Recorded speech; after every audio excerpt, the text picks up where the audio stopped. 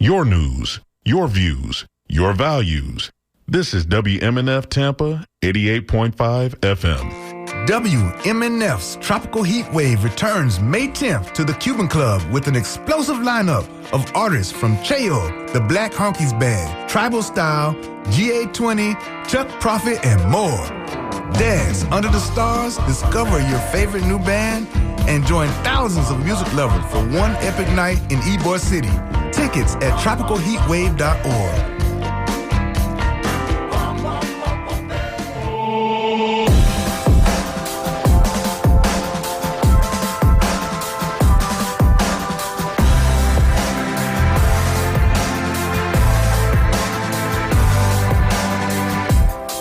You are tuned to WMNF Radio 88.5 FM. This is the public affairs radio program called Community Speaks. I'm your host, Patro Mobili. The North American trade war has begun, as well as the concept of a plan for expansionism. Stock markets are sliding, crypto is tumbling, the dollar is surging, and oil is on the rise after the dictator imposed his long-promised tariffs on Mexico, Canada, and China. And markets don't like uncertainty or retaliation, and this is likely to be the first of many actions under the International Emergency Economic Powers Act. This is Community Speaks for Monday, February the 3rd. It was on this day in 1933, Adolf Hitler announced that the expansion of Lebensraum into Eastern Europe and its ruthless Germanization are the ultimate geopolitical objectives of Nazi foreign policy. And so the U.S. dictator and his political billionaire partner Elon Musk are announcing desires for imperialist expansionism into Panama to control its canal, Greenland for its resources, financial warfare with European allies, closing down the U.S. Agency for International Development, with Musk gaining access to USAID's classified information over the weekend.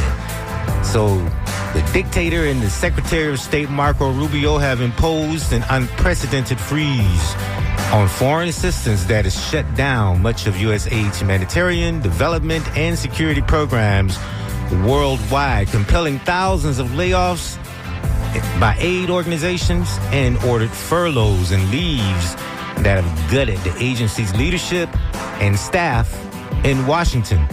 The U.S. is by far the world's largest donor of humanitarian aid, with USAID administering billions of dollars in humanitarian development and security assistance in more than 100 countries. Meanwhile, in this Black History Month, and on a brighter note, the Grammy Music Awards, televised from a fire-devastated Los Angeles, made some history. Beyonce finally won Album of the Year for a country album, making her the first Black woman to do so. And moreover, Doechii, a local artist from Tampa, Florida, wins Best Rap Album, and she calls out Tampa, Florida on the Grammy stage, saying while everyone thinks of Miami when Florida is mentioned, she gives props to local artists. And then Doechii and her dancers gave one of the best contemporary choreographed performances I have ever seen on the Grammy stage. Of course, next hour we'll get back to the music with Blaney, and it's the Music Monday. Also, Tampa Theater celebrates Black nerd culture with the annual Black movie series and a local tribute to local heroes. But right now, it's Community Speaks. You can call me, write me. Irene stands ready to take your telephone calls. You can call us by calling 813-239-9663, or you can write me at dj@wmnf.org. In Florida, a kind of civil war has broken out in the Republican Party. The Republican-controlled legislature and the Republican governor had a duel last week over an immigration act. The governor wanted expanded power to remove elected officials who did not carry out immigration law, and the legislature saying no, but passing an act named after POTUS 47. But that was quite a scene because, from what I understand, it's the home state of the president was caught up in this, what was considered a never-before-seen power struggle between Governor Ron DeSantis in the Florida legislature. It's led to insults, promises of political payback, and a mounting media offensive by the governor. The scene is unlike any since Republicans gained control of state government nearly 30 years ago, while past dust-ups between a GOP governor, and the Republican legislators have been fought over policies such as medical malpractice insurance or government subsidies for businesses. The current fight hits a top-tier issue crucial to Republican voters, and that's what they call illegal immigration.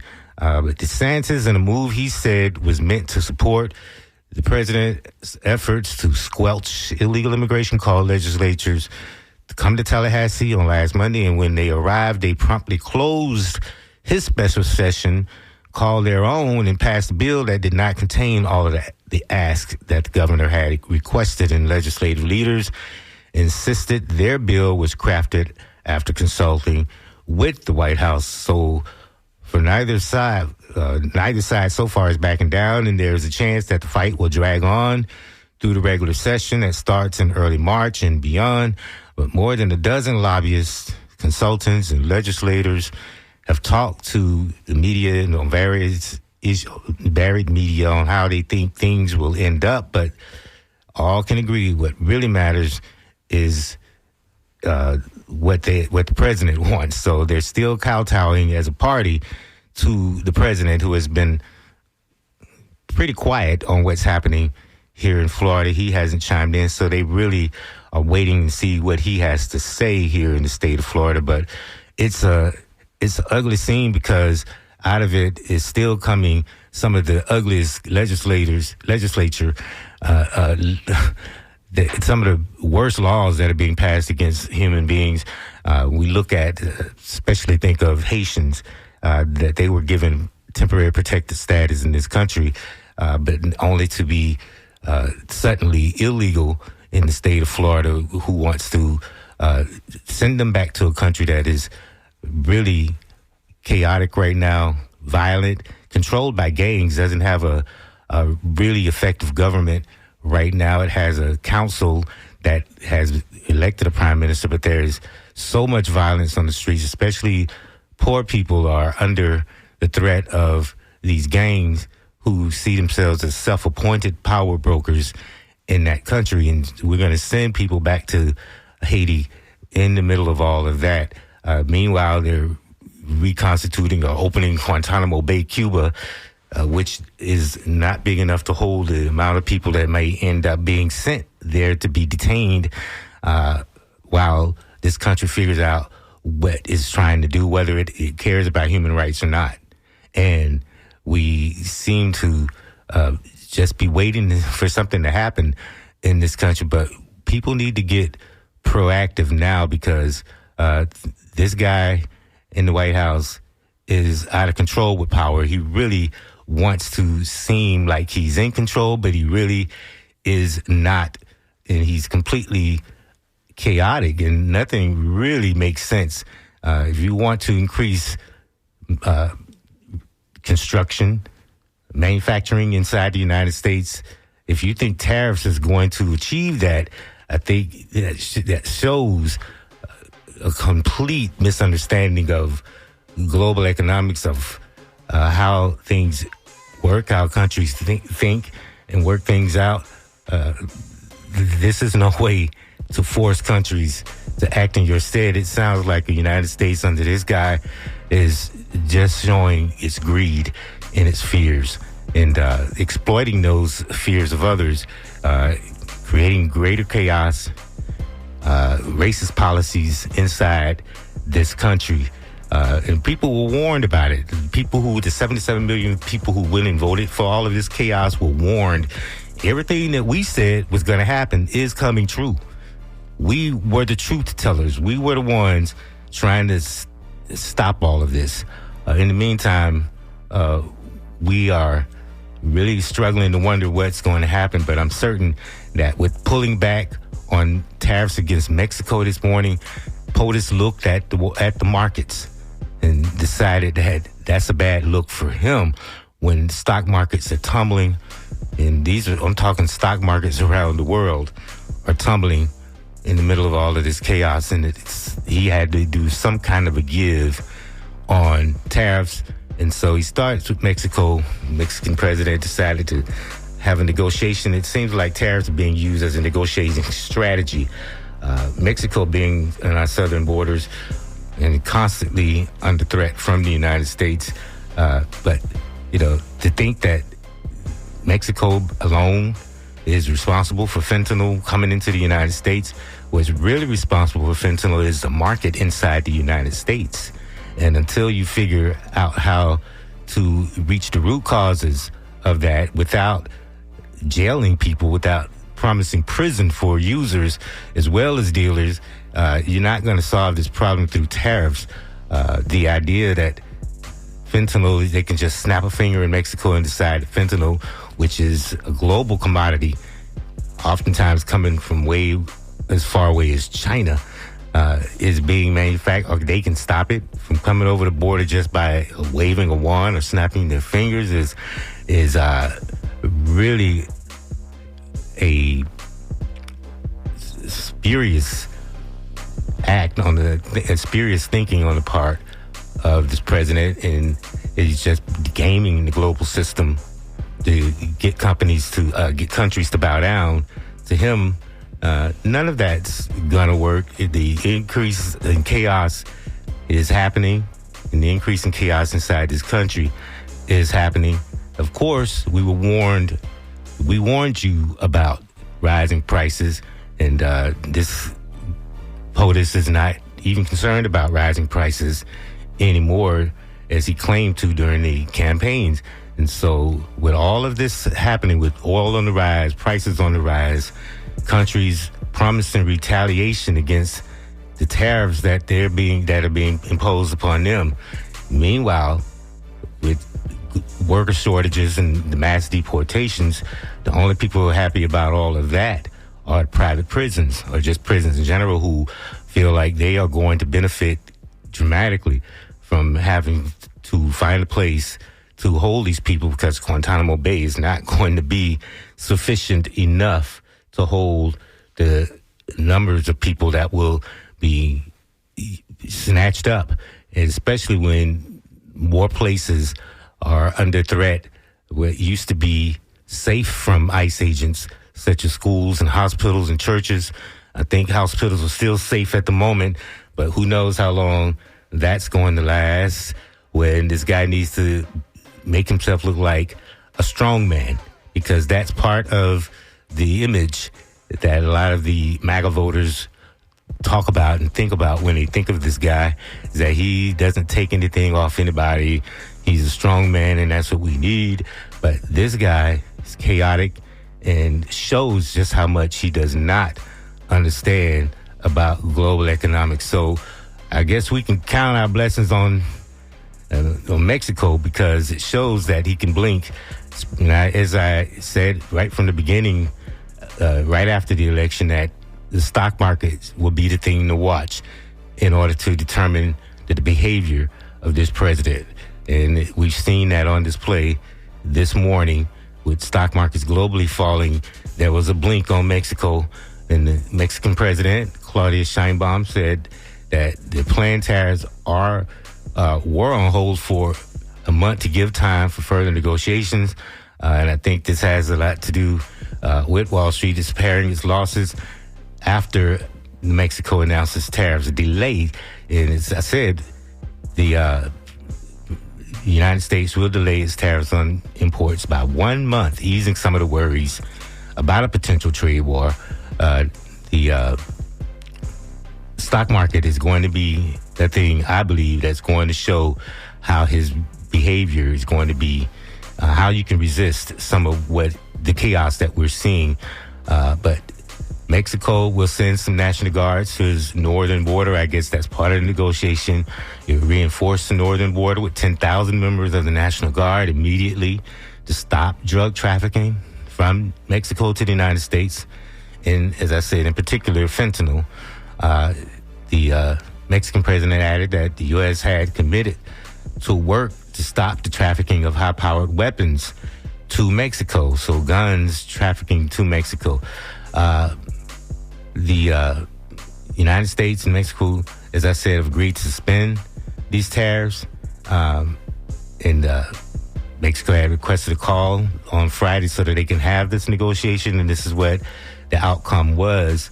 So if Mexico is going to do more to stop fentanyl, the United States is going to do more to stop the trafficking of guns into Mexico, which makes that country quite dangerous, with Mexican weapons going into the hands of the cartels. And that gives them a whole lot of power over the country. We're seeing this kind of violence throughout Central America and Haiti. And this is one of the reasons why humanity is out there trying to make its way to safer ports. And for the United States to treat people in such a way is shocking, to say the least, when this is supposed to be an advanced economy, an advanced country that can find better ways to deal with it. And, we could have put more judges along the southern border if that was such a concern. But to treat everybody as if they're criminals just for crossing the border when some people are looking for asylum is another lazy approach to governance. And one of my main gripes about, the Republican Party is that they campaign,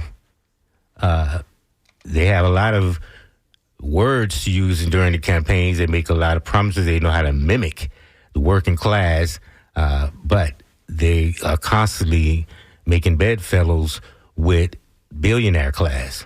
And so poor working class people think that the Republicans speak for them. We continue to think that they are better when it comes to economic issues, when they've proven over and over again they are not, especially since the Great Depression. We've seen this party play itself over and over again, good at starting wars and good at mimicking the voters in campaigns, but terrible at governance.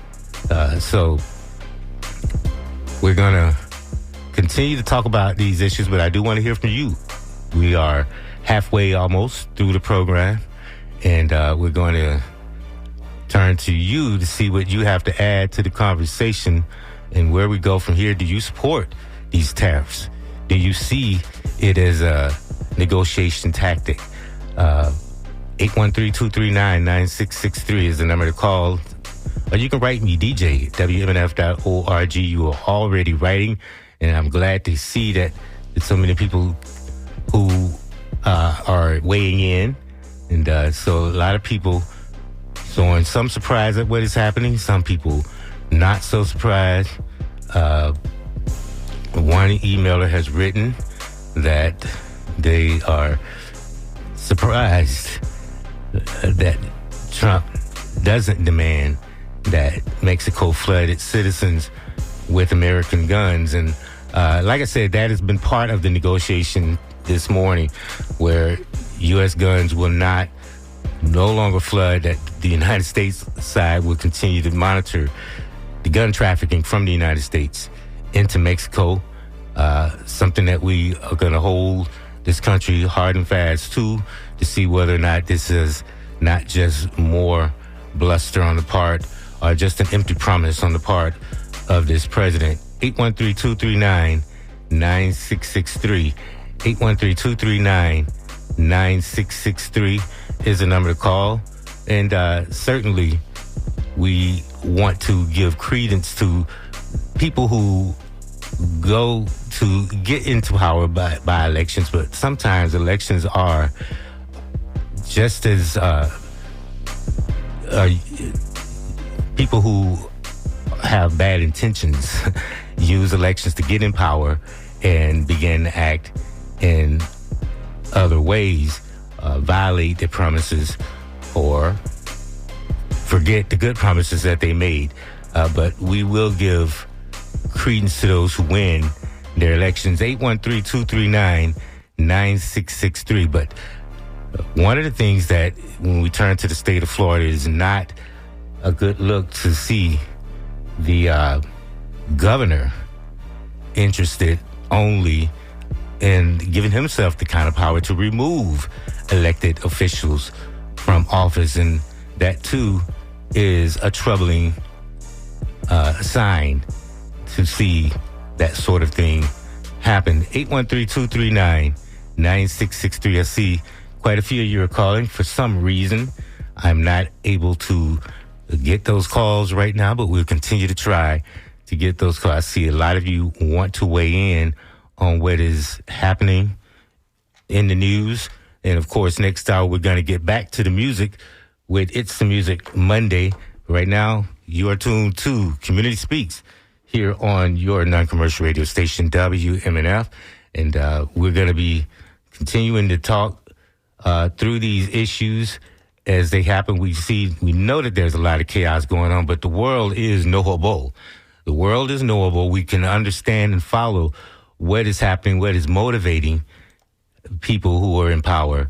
But it is important for us not to lose focus, because I think the idea is to gaslight us so heavily that we're not exactly sure which direction to go, what to fight for, and what to fight against. And suddenly, and as I said, a lot of people continue to get their news from social media, which is a dangerous precedent in this society. And a lot of that has only fueled to empower influencers, people who don't care to make certain that what they are writing is rooted in fact and is not liable to others, is not lying about what people are actually saying, and not making empty promises, but are actually making certain that what information that is being imparted is not misinformation. There are people who, and disinformation, which is even worse because it's a purposeful attempt at leading people wrong by giving them actual wrong information. So that's a problem that we continue to deal with. It wasn't just a problem for elections, but it's a problem in governance as well. And we're seeing it play itself out over and over again in this country. And so we're going to continue to keep an eye on all of that's happening. In the meanwhile, a lot of people remember the response to pandemics. And there's too many opportunities for outbreaks right now. And if you as we've seen, the United States under this administration trying to turn away from U.S. aid and helping other countries. I understand that there was an attempt at taking the money and vaccine away from African countries.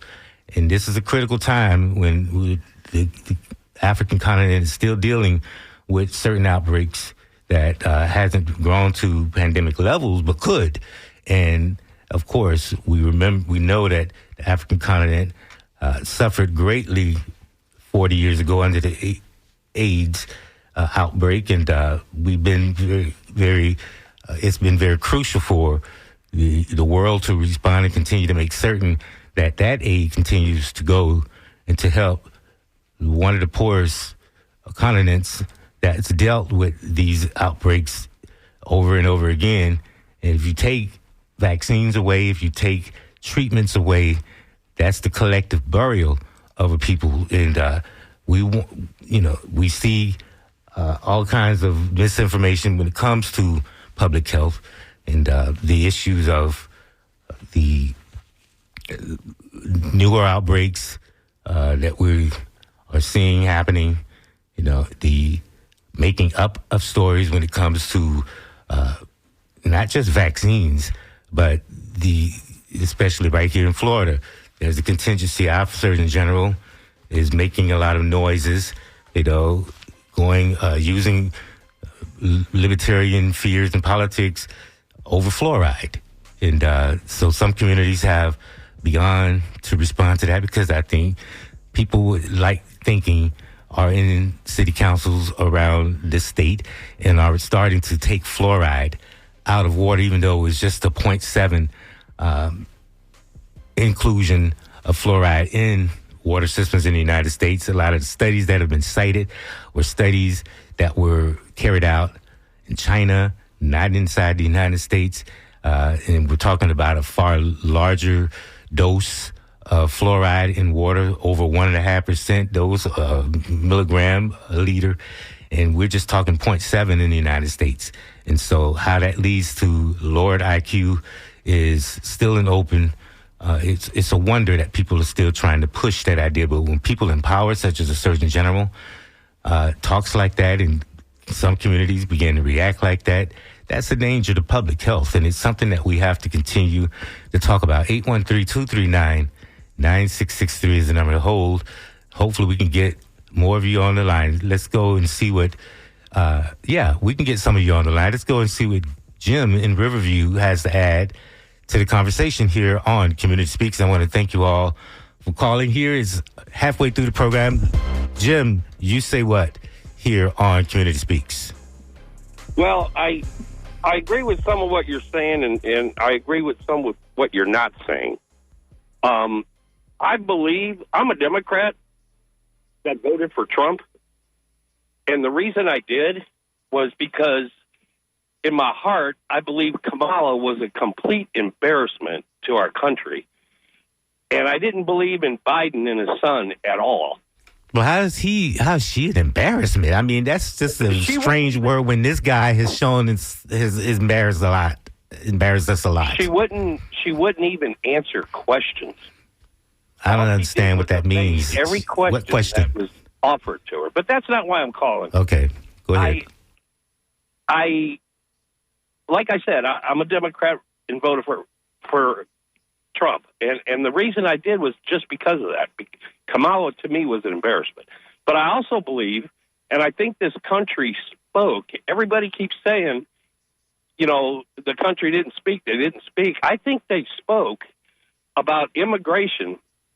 I believe that we need immigrants here in our country, but I also believe that they should do the proper thing and do it the right way. Okay. I don't disagree with what Trump's doing at all. All right, Jim. Cleaning up this, what about asylum? I just wanted to ask you that before you go. What about asylum seekers? Well, they can do that, but they got to do it legally. What does that mean? You mean coming through a port of entry and going to a court and waiting your time in line? People are doing that, and yet they're being... I just believe that we're missing it, and I think the country gets divided by things, like no matter who was president, I always supported our president. I didn't call him, like this morning I heard you say dictator. I don't consider our president of the United States a dictator. Okay, well, that's true. He's not a dictator. I do apologize for that. He said that he was going to be dictator on day one. He put the word into the echelon. But, yeah, you're right. I shouldn't follow along that line because he's not. He was elected by 77%, 77 million of you. I say that sometimes, But I just disagree with the Democrats all the way around, honestly. I think we're divided because a lot of times I don't believe that they see it the right way. They always make an excuse for it. It's just, I don't know. To me, it's a complete mess. Yeah. But I believe in what Trump's doing. I believe that he's trying to clean it up. I believe that, like the federal government employees, he wants them to all go back to work. I believe people should work in their workplace. I don't necessarily believe they should be at home working. And I believe it needs cleaned up. I do believe that he needs to clean house in there and get rid of a lot of the water. All right. Well, Jim, thank you for your call. A lot of people this is a brave new world, don't have to be in the office to work. They shouldn't be fired. Their jobs, their livelihoods threatened because of return to work orders. So maybe that'd be a subject of another show. But, if you think that Kamala Harris was an embarrassment, which I don't. I think she's a historic figure. She's still a historic. She was the first black woman to reach the office of vice president. And being a woman is in high office in this misogynistic society is still a feat. And I think she should be celebrated. The party itself is celebrating Kamala Harris. They've been having their meetings in terms of trying to pick a new leadership. The person they chose is a person who believes in small donors, not big billionaire donors, to the party. And the wing of the party that picked the new leader of the party they were very supportive, continue to be very supportive of Kamala Harris. So her political future is still bright despite what we just saw unfold in the election. Go ahead, Gary, going to St. Pete. You want to add what to Community Speaks? Oh, so many things. I just kind of want to speak to the fentanyl thing. I mean, you're absolutely right. You have to cut off the demand side. You know, the people in this country that want that. That's why there's a market for it. Mm-hmm. And it just makes no sense to me. It's a horse tranquilizer. I mean, who wants... Right. It makes no sense to me. I mean, I've done my share of, I went to college. I did acid, mushrooms, peyote, hash, all kinds of things, but I was never a pill junkie. And I've seen people like that. And they sit on the couch with their head down, they drool, and then they have the nerve the next day to go, man, that was good stuff. I'm like, how would you know? Right. How would you even know? You weren't even there. But I just, so many things. And that last caller, please, he's no Democrat. Or if he is, he's a Joe Manchin Democrat. So keep doing what you're doing. Speak truth to power. And Kamala Harris, in the short time she had to run, she did damn good. Oh, yeah. Yeah. Nobody's done that before. 3 months. No, exactly. Against a guy who's been running for basically 4 years. I voted for her, and I would again. But, oh, my God. She's the embarrassment. No. His millions of things he's trying to do. Civil service. Is he going to go out and pick up garbage? He's never even picked up behind himself. J.D. Dad's going to go out and round up rabid dogs? Yeah, right. I mean, come on, He's man. an essential work, yeah. Yeah, exactly. Yeah, they call them essential workers, and then they're going to fire them? Right. I'm just so disgusted. If I could, I'd move to New Zealand. I might start a GoFundMe page. Gary, I think we need you right here in St. Pete, but I understand. I mean, I'm trying, I went to the Women's March, and I went to the Climate March, and I'm 65 years old, so I'm kind of worn out. Yeah. But, I don't know. Sometimes we just have to tune some of these things out, but don't tune out WMNF, Our Community Speaks. I know, I try, I love your show. I love all the shows. I love Nadine Smith. And, it's just, it's so exasperating. Yeah, I've gotten it is. to the point where when the NPR news comes on, I turn it off and I wait till the music comes back on. Yeah. Understood. Thank you, Gary. Thank you for calling. Keep your head up. Thank you for what you do. Yeah, you too. Bye now. Bye. And people are writing, DJ at WMNF.org. The last writer did say, people saying, I'm a Democrat, and then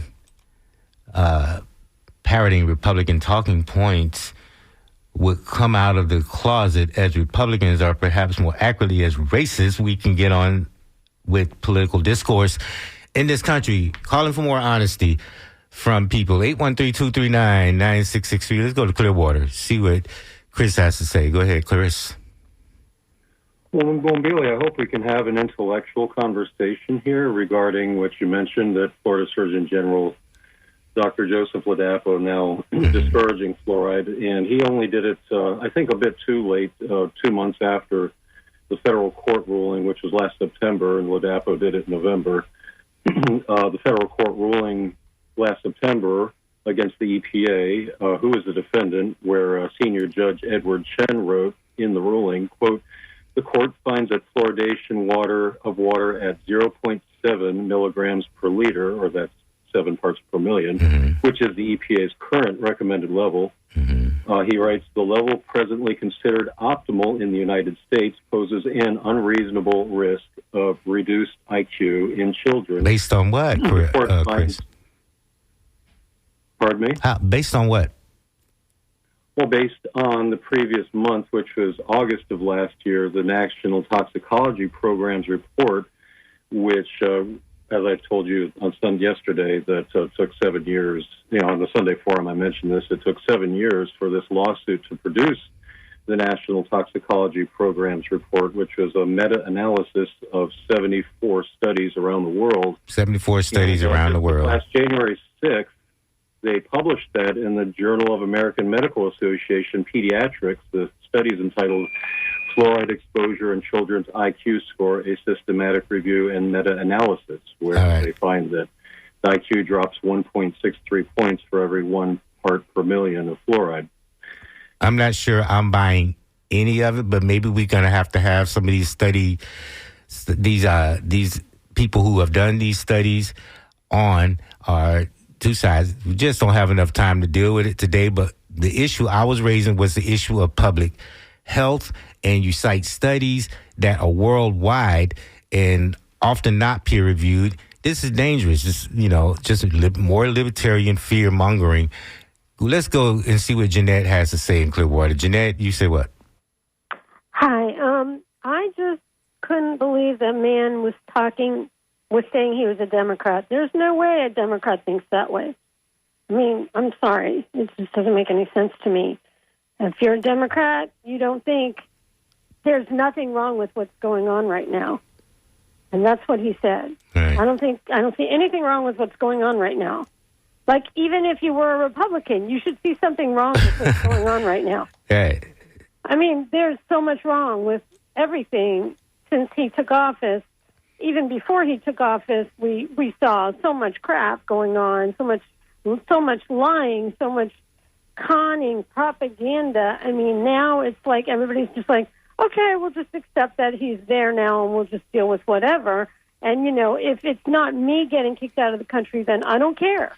Right. Well, what the heck? I mean, what kind of place have we become? Right. And you don't care what happens to these people in the meantime. Well, I mean, to say something like, there's a complete Republican statement to say, if these people are illegal, they should get out. Well, how many people are really illegal that they're kicking out? And the idea of come the right way. Well, 50%, I saw that it said 50% of the people that they are removing from the country that they're deporting aren't criminals. Like they said they were going to send the criminals, get rid of the criminals, and that new law that they made with the man who killed a girl, the guy, I don't know where he was from, but illegal guy who killed a girl. Right. And Haley something act. I don't know what. I know Laney something, but I know who you're talking about. Anyway, but they are just going to use that new law to say everybody's a criminal who's in here, but not everybody who's in this country is a criminal who is from another country. Apparently, the numbers are far different. There are more U.S.-born criminals than those who have come here. So, yeah. Look at half the people that Trump has totally said it's fine for them to be in this country. How did they come across? By paying a lot of money. Right. His wife's family. And plus the visa program. There's a double standard everywhere that's going on. You know, the rich people are going to get richer. We know the poor people are going to get poorer. We know that there's going to be a hell of a lot more violence now. And people are going to struggle more, and all these stupid people, and I'm sorry, they are stupid. The stupid people that voted for him, they say, inflation was ridiculous under Biden. Well, what do they think it's going to be like now? Right. And they were warned. They were warned about all this. There's no excuse. Even if for me, I'm so angry that even if a Republican says, "Oh, I'm sorry, I messed up, I shouldn't have voted for him," I still am not going to forgive. Look what they've done. Look what they put a dictator in office who is going to destroy the country. He's kicking decent people out of government jobs right now. Mm-hmm. He's canceling anything that has anything to do with women's rights, minority rights. Black History Month, forget it. Yeah. You know, it's like they don't care about anything but white males. And that's why most white males, even black males, vote for him. Because it's a macho thing. And it's aspiration, Yeah, it's aspiration. It's like, oh, well, we can't be weak. We can't look weak. We have to have somebody like Trump in office who's so strong. Well, now all we have is a dictator who's corrupt and mean and conniving, and Musk who's worse than Trump.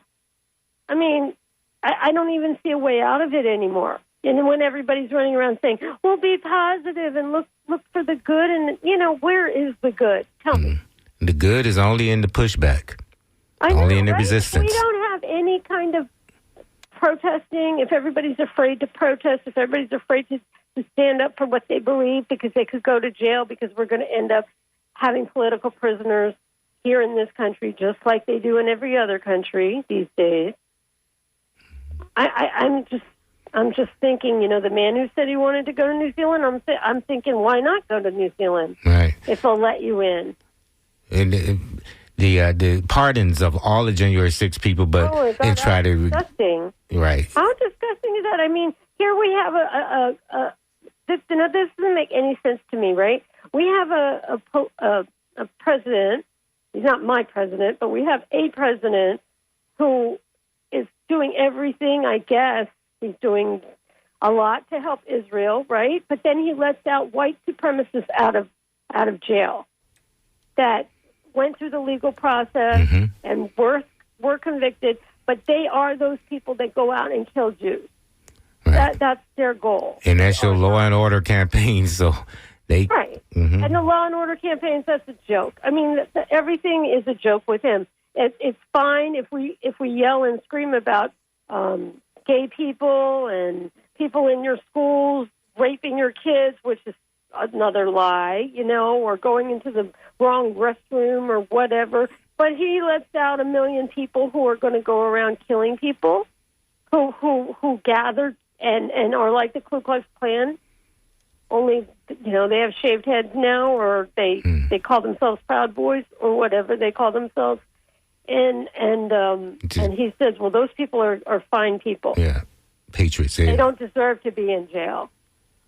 I mean, I think the contradictions are laid bare. Thank you, Jeanette, for calling. You're very welcome. 813-239-9663. I want to take as many of your calls as possible. A lot of you are waiting on the line. Keep waiting. We're going to get to you. William in Clearwater, you say what? Hey, how are you? Pretty good.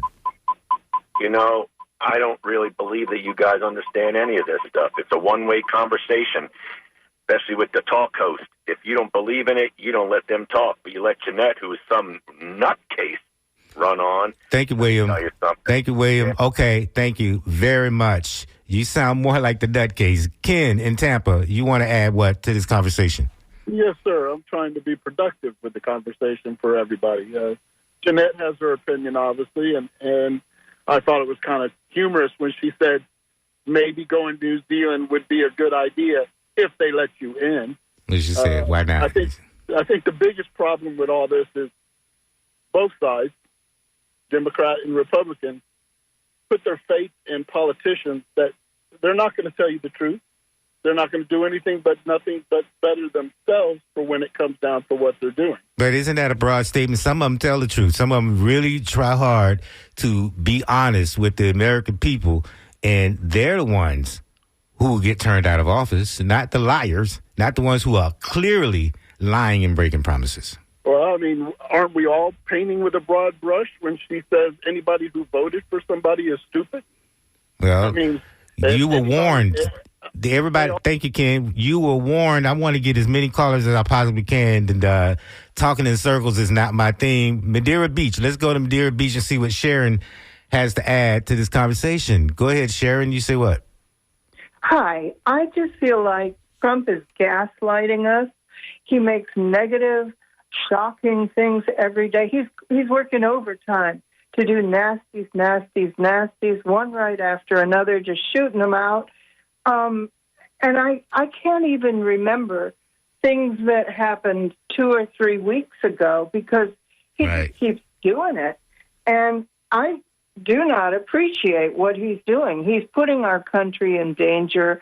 His bullying of imagine if you had 12 guys and one of them was nasty to everybody, threatened them, pulled their strings all the time, never collaborated. Who do you think's going to end up at the bottom of the pile? We are, because Trump is doing awful things to our allies, and it makes no sense at all. And if he's pulling all of the people that are here illegally, regardless of, you have good people who are hardworking, just scraping by. They may be illegal, but they never caused any trouble, and they gave service to this country, and he's just ruining it. Yeah. There's no rhyme and reason to it except, how you bow down to the policies, whether you're a country or an individual. And he's endangering us. And I don't know, I'm sorry, but I do think anyone who voted for him, their brain did take a vacation that day. And Kamala Harris was a totally decent, hardworking woman on our side. He was just a lying, immoral weirdo. Yeah, yeah, I agree. I just can't, think back to that campaign and see how people saw what they claimed they saw then. That was just, no rhyme and reason to it. No, it's a rough 4 years, and I don't know how it's going to change, but everyone needs to get out and vote for a Democratic Congress, because that's our only hope in a couple of years. Yeah. Thank you, Sharon. Thank you for your call in Madeira Beach. Mm-hmm. And one emailer you can email me, dj@wmnf.org, said that, the comparison to Nazi Germany was relevant. And that's the reason why I thought it's because this is the same day in history that's happening. If we see this history, I'm certain the right wing in this country is seeing this history. People like Stephen Miller, who in the Trump administration is seeing this history. And as I said, it was on this day that the Nazi regime and Adolf Hitler announced the expansion of what they call Lebensraum. And that's a sort of, that's a German word to talk about what, was a common thing between 1890s and the 1940s with Germans, and that is expansionism. That's just another word for expansionism, a sort of German ethnic nationalist expansionism that they were announcing on this day in 1933. And we're seeing some of that same type language coming through in this administration. So it's relevant. It is relevant. That's why I mentioned it. I thought it was a necessary note to make on this day, February the 3rd. Going back to the telephone lines here on Community Speaks, just the last few minutes. Fred, you say what? Thank you for calling from Michigan. Yeah, you guys let me call in, and I appreciate it. Thank you. Thank you. I was listening to your comments about fluoride, the caller, and the U.S. toxicology report. So I brought it up on the NIH and reviewed it. And it's a meta-analysis. And it said, yes, there is evidence that high doses of fluoride are dangerous. But it also concluded that the fluoride in the water system is not proven to be dangerous. There's not enough evidence to that. And it does call on the FDA to regulate, not remove. Right.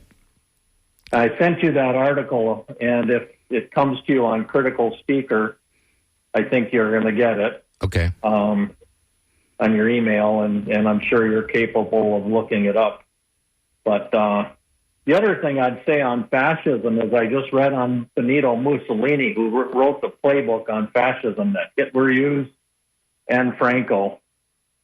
And it was him that created his own army, the Black Shirts. And he was the one who silenced the news media, created political prisoners. And Franco did the same thing. They killed about 10,000 from what I read. And this is out of Madeleine Albright's book on fascism. Pretty well-spoken person, pretty well-researched if you get a chance to read it.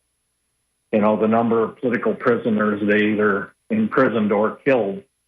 Mm-hmm. So those are the playbooks, and these guys, they scare me. They really do.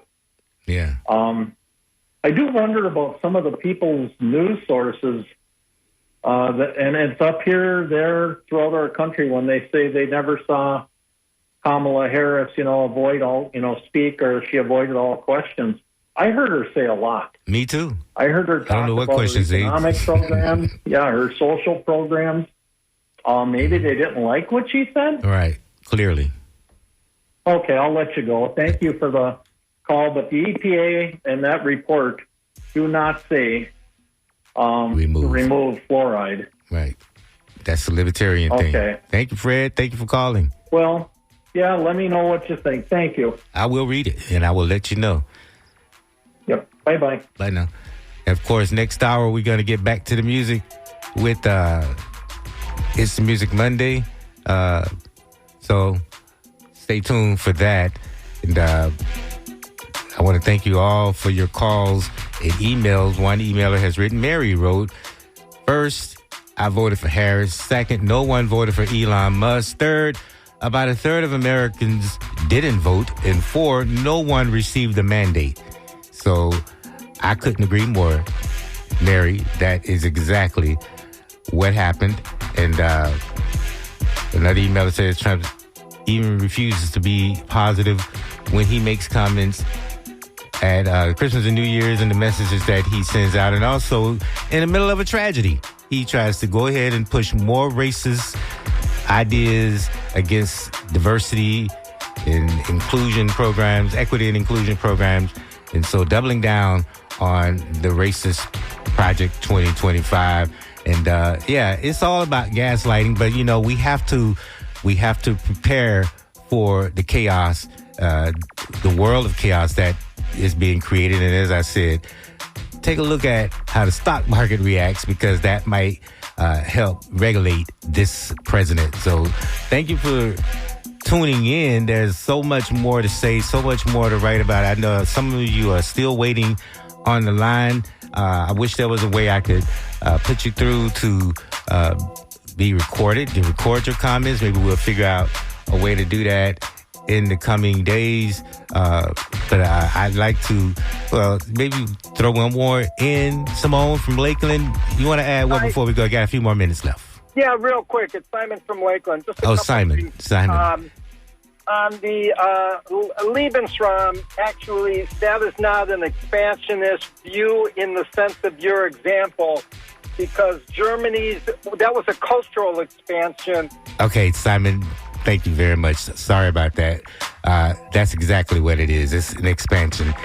You might call it a cultural expansion, but it's still expansion, and it's still being talked about today, read about today, and we're seeing parallels with this administration. So we have to keep our eyes wide open. Thank you, Simon. Keep it tuned. Up next, of course, we're going to get local news. We're going to get the scoop. Locally produced news right here at WNF, and then we're going to get back to the music with Blaney Whalen. So keep it tuned right here all day to WMNF. Thank you for joining me. My name is Patrick Mobili. This has been Community Speaks. WMNF Tampa.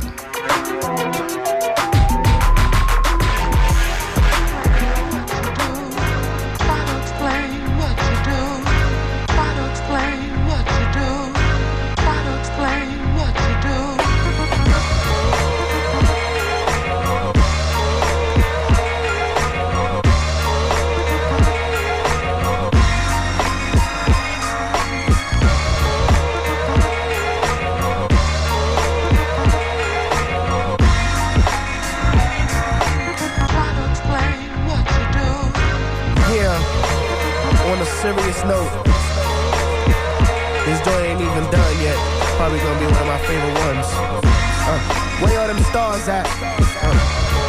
Yeah. Okay. Ayatollah. Yeah. Pop some food. Starvation. Third world countries at war. Starvation. 3 billionaires can cure. Starvation. Africa's barely alive. Starvation. The monkeys still getting they drive.